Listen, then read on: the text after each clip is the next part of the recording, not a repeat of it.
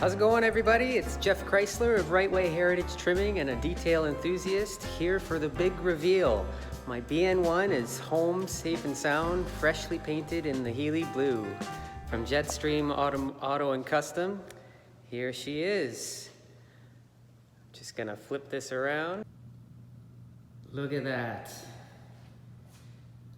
This is my father, Richard Chrysler. This was his custom mix of Healey Blue, BU2, that he researched and came up with a really accurate color back in the mid-90s.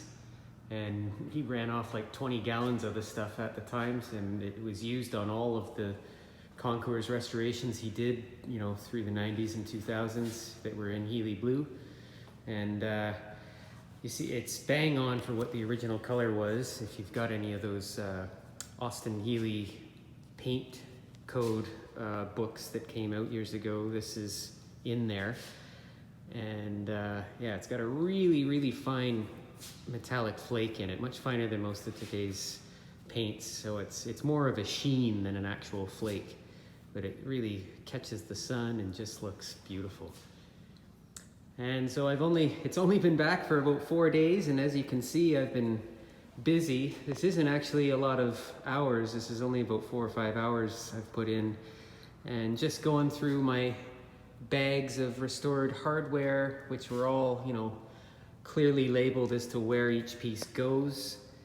And you know, it pays to be really meticulous in the disassembly stage because it makes putting things back together that much easier. You know, all these harness clips were clearly labeled, and I kept everything separated in little baggies throughout the entire process of sandblasting and replating everything. The sandblast guy and plater guys can vouch. I handed them boxes with hundreds of little baggies and said, keep them all organized and separate. And they said, okay. But anyway, we got it done, and this is how it pays off. Every screw and piece is going right back in their original holes. So there's no guesswork here. See, there's the voltage regulator with its tag and the body number 1221. Of course, I've got to come in, I've got to mix up some more of the Healey Blue paint to do some hand brushing of the screws that were done on these blanking plates.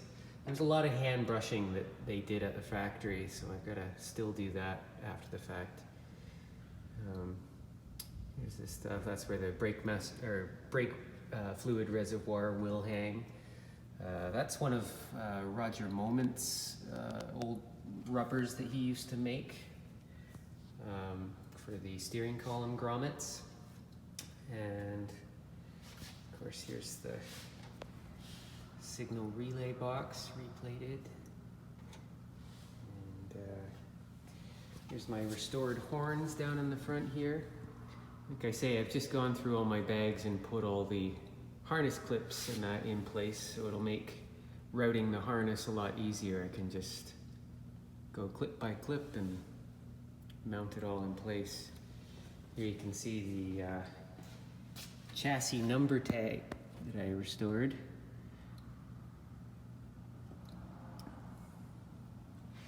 And I've still got to cut new. I had purchased a set of the asbestos-like installation panels, and unfortunately early BN1s had a slightly different pattern than is available, so I'm gonna have to get some board and cut it to the right shape and make it look like that white asbestos stuff. So I've got a couple ideas up my sleeve. Here in the cockpit, I've just temporarily set my seats in place, free up some bench space in the upper shop there. And under the dash, you can see I've started with the, I put in the black tar paper. It's 2-piece on the early hundreds like this. And yeah, putting in all the screws exactly where they came from. These were a row of dummy, they're flat blade screws that were in the black phosphate And if this had been a right-hand drive car, that's where those overdrive solenoids on that side, they would have mounted here. So they just blanked off the holes with these screws. And I know some people, a lot of cars, these blanking plates on the inside here were painted black, but my car clearly showed it was blue and it was hand painted. You could see the brush strokes on the screws and on the plate. So I'm just following what was original to my car. There's the bonnet latch mechanism. Of course, that's my original flasher unit that I meticulously restored and redid the lettering on. That's another one of those grommets. Overdrive solenoids, or relays, I mean. And yeah, just coming along beautifully. I'm looking forward to probably this weekend I'll pull the wiring harness out and start routing that throughout the car. Of course, in the boot, I've just kind of temporarily mounted the gas tank in there. I haven't cinched it down yet. I want to get the fuel lines installed first before I do that. But there she be with the zinc plated straps and copper rivets holding the insulation pads on. Again, wire harness clips along the back here. Oh yeah, here's the battery shut-off switch and tag as original. That's my original switch as well. So yeah, you can see under the rear here, Jetstream Auto and Custom, who did all the metal and paint for the body and chassis. Beautiful work, highly recommended, and they put up with all my fussy requests to get all the details right, but this is the factory hand-brushed undercoating that they would do and then overcoat with body color. And this has been confirmed and in the concours guidelines. My father used to say they never undercoated Healeys, but we found so many confirmed examples from BN1 right through BJ8 that this was a standard practice. Just in this rear area, the boot floor and over the rear axle. Everywhere else, they just left it and didn't worry about it. But yeah, beautiful work that they did at Jetstream. There's the new sills. My original floors with the 100 pattern stamped into them. So very pleased with the work that's been done and the paint finish. So lots of assembly work ahead. Looking forward to every step. This is always my favorite part of any restoration, is the clean reassembly stage. And you can see here's my engine and gearbox and clutch all ready to go, and they're already finished in detail. The carburetors and Burgess air filters.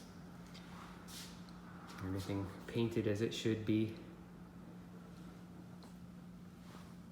These are some original NA8 Champion made in Canada spark plugs. These are unobtainium nowadays, and those are the correct numbered spark plug boots as well. And little skinny boots on the actual distributor, my original coil. So yeah, lots of stuff. Of course, here's my dashboard. Just temporarily assembled here. I'll probably be taking much of it apart when I go to install it on the car, but it's all ready to go. Of course, here's all my boxes just full of all the hardware divvied up in bags and labeled.